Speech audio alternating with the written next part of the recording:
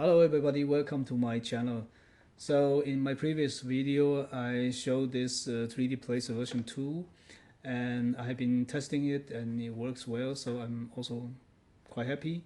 One of the things I found though is I want to improve is the pump. So basically now the machine, when it pick up the component and place the component, it works well, that's fine, but when it actually place the component, when the nozzle tip goes up, it needs some time to release the pressure. So that means it's actually affecting the placement speed. So I just want to build component that it's a pump that is easy for this machine to use, and also it will be releasing the pressure fast so that we can have a faster placement speed. And in my previous design, I used this pump. I only use this pump without any other switch and any other component. So that means when it's pick up the component, this pump is working and then provide a negative pressure. But when it's placed, it stops working. But then it need to wait for the air to go inside the system just to release the pressure. In order to make this process faster, so I actually introduced also this component. So this is a three-way electronic magnetic switch. So when there is a voltage, so this tool will be open. This tool, the air can pass through here, let's say. And then when there is no voltage, the air will pass in this direction, and this will not be able to pass. So this is make it ideal component to work together with this pump. So then I designed this component.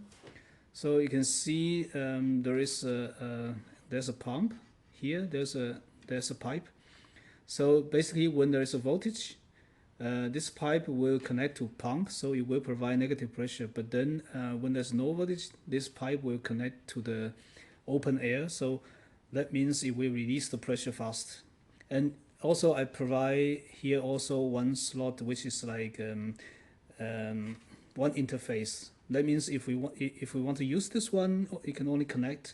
You can then connect to the board and occupy one interface instead of like some machine that some pump system, you need to have a separate interface for pump and then separate for this switching the air path. So I make it this way. Just when there is a voltage, it will then be able to provide a negative pressure, and no voltage, just release. So this way make it easy to use, simple to use.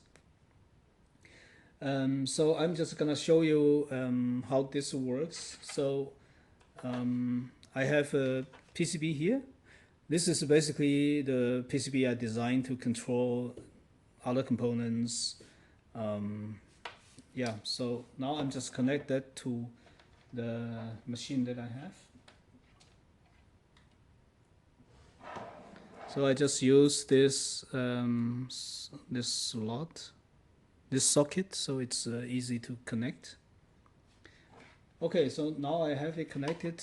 So this machine currently is on, and I just need to use the OpenPMP. I just need to use OpenPMP to turn on the pump and off.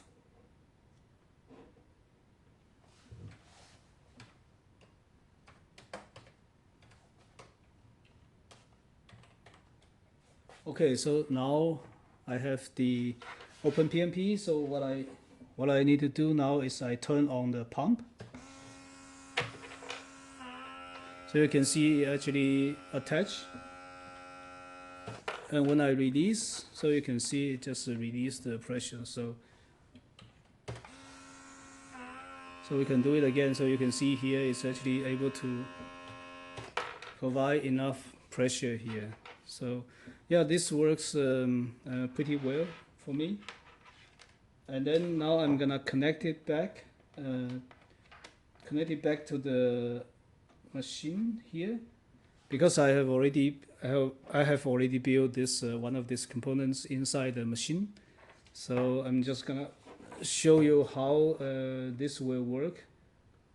I'm actually using it to, you see here, there's a yellow circle, and this is to use, this is used to calibrate the nozzle tip and the camera's offset. So I'm gonna start this process.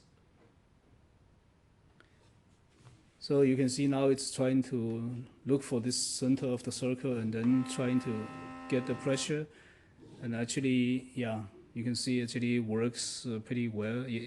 When it goes down and then it goes up, you can see the circle is still there, and it will not be actually not affected by the pressure, negative pressure.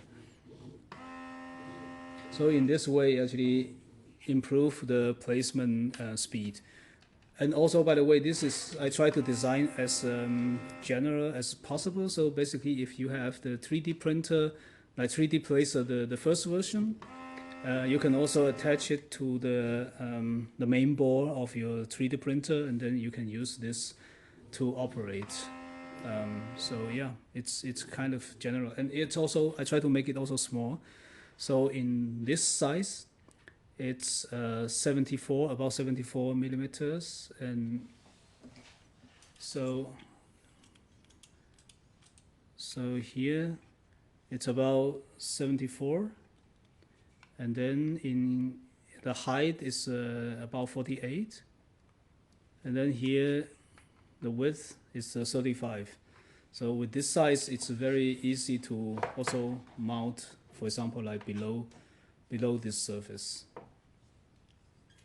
So yeah, this is very easy, and I will put this one into my website, so later you can find this component in my website, and I will put the design also there. So if you like, you can also build yourself. Those components are very like a common component, so you can easily find it in the AliExpress or other websites.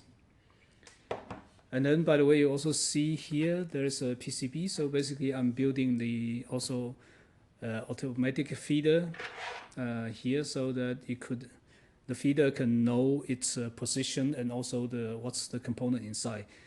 If you remember the previous video, I've also an automatic feeder system. This one is designed to reuse the code from previous one, so it will be then quite similar feature, also straightforward to know everything position, and also you can store the what's the component inside into this feeder. So yeah, I will keep improving this one, and I will keep you posted as well, keep you updated as well. So thank you very much, and see you in the next video. Bye bye.